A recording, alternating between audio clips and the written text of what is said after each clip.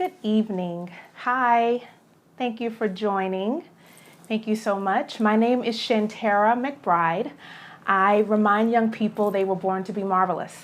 And the way I do that is through Marvelous University, where I offer life coaching and success planning for young people, but I specialize in girls and young women. So I'm a speaker, a writer, an educator, and I absolutely love what I get to do, and I can't believe that I actually get to do this for a living, but I absolutely enjoy it. So you can find me at marvelousuniversity.com. And there you will find places where I've spoken before. You will find things that I've done. You will find my bio, and you'll also find a blog that I write every Monday, and it's called Marvelous Monday. And this month, for the month of October, I decided to step out and try something different. And oftentimes we go into schools and we talk to young people about bullying, and it's a word that young people hate, by the way. And I don't know if you realize that, but young people hate that word. I think adults even hate that word. But we talk about bullying, and I oftentimes get questions from parents on how can we prevent it. And I've heard a lot of people say that you can't prevent it, like you cannot stop bullying. And I absolutely disagree. So I've decided to offer to parents 3 tips on how to prevent bullying. And this particular topic is important to me because, one, I went through it, and I think every adult on the planet can, if we're honest, can say that we've gone through that. And the other reason it's important is because I believe that it's really stopping young people from being great. And I think if we address it at the root cause and talk about prevention and not focus on the bully, but focus on your child, the person that you adore and that you love, that we can really get a handle on it. So I'm just going to offer 3 quick tips. And actually, I'm only going to focus on 1 tip tonight. And then next week, I'll do the next tip. And then the last week, I'll focus on the last one. So the tip today is, and I should give a disclaimer, most of the bullying that I come across, being an educator, being a speaker, writing about it, working with young people for over 20 years now, oftentimes the bullying happens from someone you know. It is not some random girl at school who is known as the bully. It's usually from someone who's a friend, someone who you have relationships with, someone who knows you very well and knows what you're sensitive about and knows what bothers you and gets on your nerves. And so what we're going to talk about comes from that lane. It's not from some random person, okay? And so when we talk about ways to prevent it, the first tip that I offer parents is to decide if the assessment is true.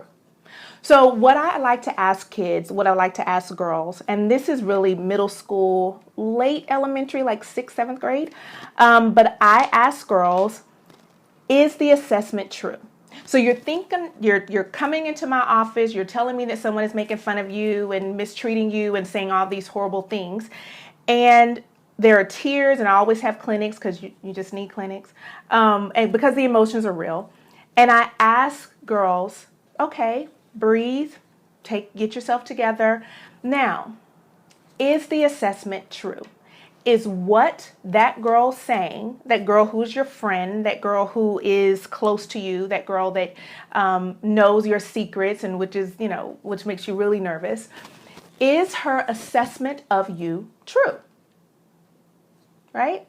And so a lot of the times the girls are, will get this pause and it's like, true? Yeah. Is it true? Are you not smart? Are you ugly? Are you dumb? Are you whatever it is that this girl is saying?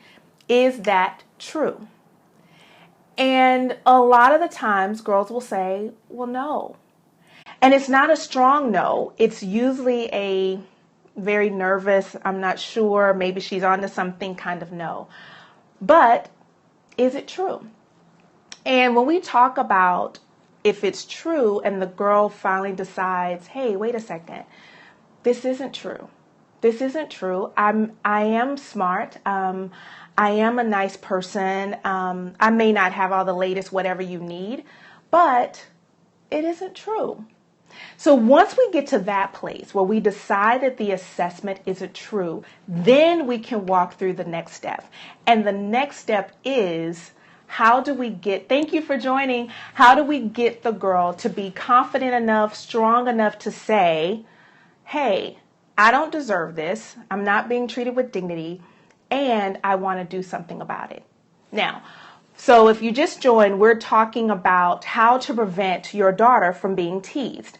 And I should also offer this disclaimer, even though I'm being specific and talking about girls, I do think this will also be helpful for parents of sons, because your son may actually be in a class with girls, and and by his own will or not, he could be brought into some girl drama.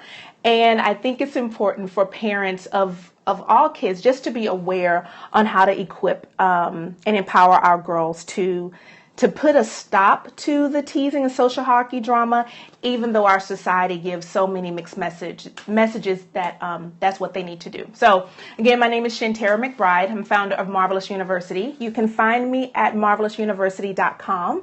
I do a blog every week called Marvelous Monday, and this month, for the month of October, we are focusing on National Bullying Prevention Month. I do believe that we can actually prevent bullying. I don't think it should be a rite of passage, and I don't think it's something that as adults we should just say to kids, well, did you ever hear the treat them with kindness or kill them with kindness thing, and then or just ignore them. I think that was a favorite that my mom used to say. She's so sweet. She would say, well, she's just jealous of you. And so you're hearing all these things and you're thinking, oh, but it doesn't change the situation. So I like to coach girls to change the situation, right?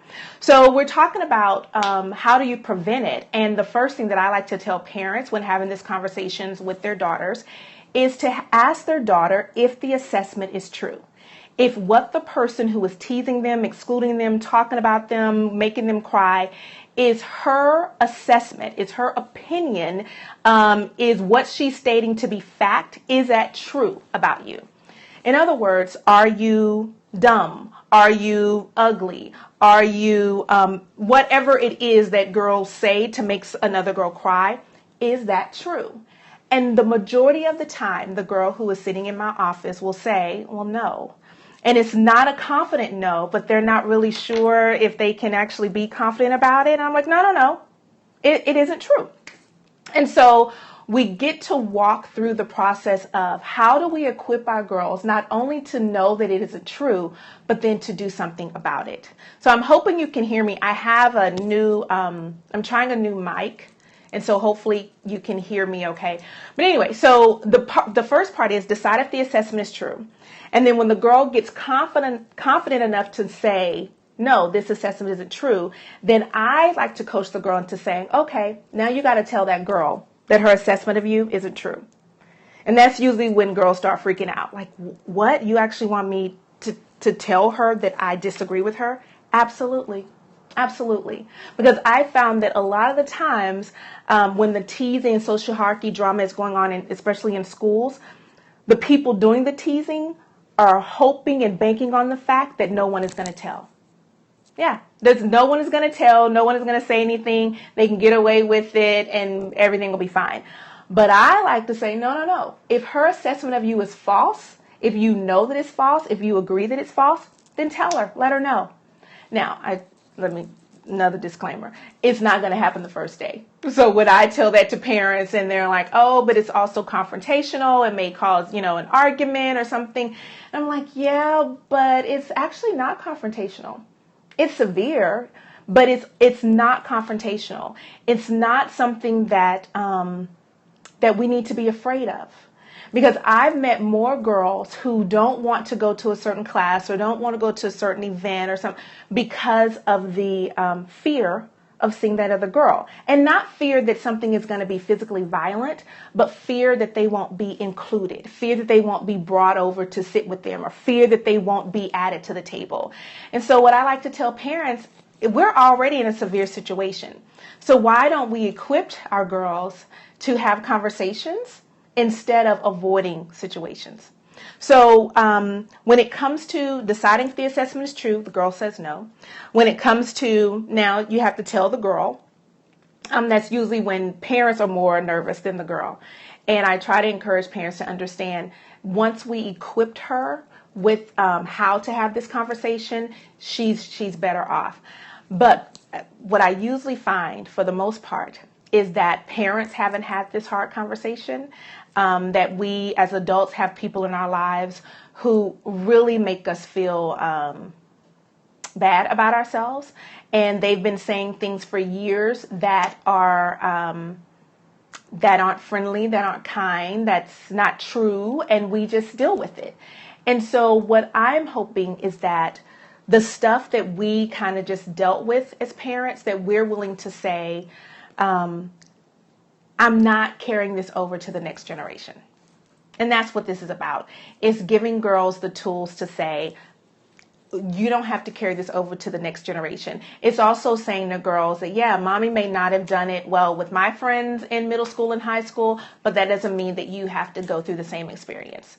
And so when I say to girls, I would like for you to tell the girl who's making you cry that you do not believe her assessment of you, and that you will still treat her with dignity, because that's important, that you will still treat her with dignity, meaning you don't have to exclude her. You don't have to make fun of her. You don't have to involve other people in the drama, which is really hard for girls because it's one of those things where we want people to know what's going on. But nah, you don't need to involve her in the drama. Just let her know, I don't agree with you. Your assessment of me is not true. And I'm not going to make you make me mistreat me. I'm not going to make you make me mistreat me. I'm not going to allow you to make me mistreat me. And the reason this is so important is because girls need to say for themselves, I'm not going to allow it. I'm not going to continue to feed myself messages that don't make me feel great about myself, that do not move me forward, that do not remind me of how marvelous I really am. I am not going to allow you to make me mistreat me. And when I am taking in those messages, when I'm believing what you're saying, when I'm then making adjustments for what I wear or how I speak or what music I like, because I've seen girls do that too. They all of a sudden stop liking somebody because another girl thinks that that group or that artist is no longer cool, even though it's your favorite artist. I mean, you have T-shirts and posters. Do people still buy posters? Maybe not. But anyway, you have other stuff, but it's not well received, so you're changing. I want girls to truly walk in who they were designed to be. And the only way they can do that is if they understand, I'm not going to allow you to make me mistreat me, period. Now, the person on the receiving end of this can take one of two things. They could be like, I don't know what you're talking about and whatever. Or they could say, this is dumb and, whatever. It's not about the other person. It isn't. It's not about the other person. It's all about your daughter saying, hey, you know what? I was born to be marvelous. And so the information that girl who's in my class, I've known her for years, our moms are friends, whoever it is, I'm not going to allow you to make me mistreat me. And so when that happens, girls begin to change. Something happens with their confidence. Something happens with their belief about themselves. And when a girl can change, when her mindset can shift on what she thinks about herself, her actions change. The way she approaches situations change. There's a difference. There's a difference. So if we can sit with girls, and this is one of the things that I absolutely love. I love walking girls through this process. I think it's one of those things where you have to have a lot of patience for. And thankfully, as a coach, I have a lot of patience, and we just walk through it. It's however long it's going to take, we'll walk through it. but really getting parents to understand that we can prevent it, but it has to start with building our daughters back up. That's the only, because they're going to encounter a situation again, right? And so if we teach them now to say, I will not allow you to make me mistreat me, that I will still treat you with dignity, that I will not make this drama even bigger, but I will not believe your false assessments of me anymore. You begin to build the confidence. I know a lot of people talk about self-esteem, and especially with girls in middle school and high school, and that is really important. But I don't know if I can change how a girl feels about herself. What I do know is that I believe that young people were designed to be marvelous, and I believe that they just need a reminder of that. And so walking with them through the middle school maze or through the high school maze and through this adolescent stage, because they're going to go through it, they don't stay, is something that is really important to me. And so even though I don't personally think that I can make someone think differently about themselves, I do believe that walking with a teenage girl through this process, that through her own self-realization, she'll think differently of herself. So that's it. Tip number 1, decide if the assessment is true. And next week, we'll talk about tip number 2, and that's how to break up with the so-called friend. I think a lot of girls are in friendships that are unhealthy, and so we're going to talk about how to break up with a so-called friend. And this is also very helpful for parents. Even if you are parents of boys, I think that this will be beneficial because, again, girls may be in your son's class. You may have to indirectly hear about some girl drama. So even if you have sons, I think this series will be something very helpful for you. And we can change the way young people feel about themselves. So thank you for joining me. I hope this was helpful. Feel free to share it if you're watching the replay. And have a marvelous, marvelous rest of the evening. Thank you. Bye.